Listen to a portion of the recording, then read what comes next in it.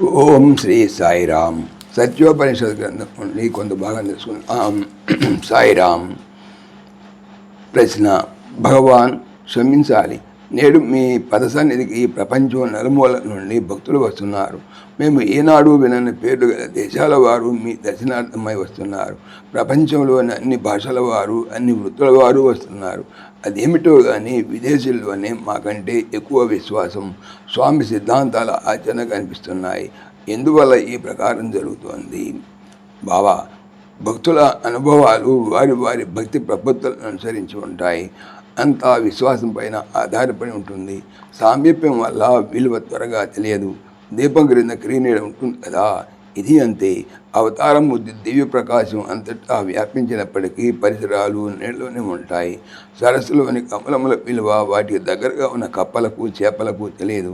కానీ ఎక్కడి నుండో తుమ్మిదలు వచ్చి కమలములపై వాలి మకరందాన్ని ఆస్వాదిస్తాయి. భగవదవతార విషయంలోనూ అంతే. మీకు మామిడి పండు పేరు చెప్తేనే నోరూరుతుంది.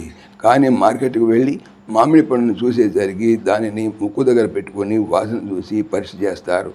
దగ్గరగా ఉండేటప్పటికి అనుమానం వస్తుంది. స్వామి జ్ఞానంలో కనిపించారు, కల్లో కనిపించారని ఆశ్చర్యంగా చెప్పుంటారు. కానీ ఎదురుగా కనిపించేసరికి అంత ఆశ్చర్యంగా ఉండదు. మీకు కూడా బయట ఎలాంటి మార్పులు వస్తున్నాయో, భక్తులు ఎటువంటి దివ్యమైన, భవ్యమైన, నవ్యమైన అనుభవములు పొందుతున్నారో తెలియదు. బావిలోని కప్పకు బయట ప్రపంచం తెలియదు కదా. ఇక్కడ ఎంతకాలం నుండి ఉంటున్నారనేది కాదు ప్రశ్న. బస్సు డ్రైవర్లు రోజు వచ్చిపోతుంటారు. వారు ఎంత మాత్రం గ్రహించగలరు? పగలు వెలుతులు రాగానే చీకటి పటాపంచలైపోయినట్లుగా ఒక్కసారి జ్ఞానోదయం కాగానే అజ్ఞానం తొలగిపోవాలి. స్వామి పైన విశ్వాసం, ప్రేమ సంపూర్ణంగా ఉంటే తప్పక ఆ స్వామి ఆజ్ఞ ప్రకారం నడుచుకుంటావు.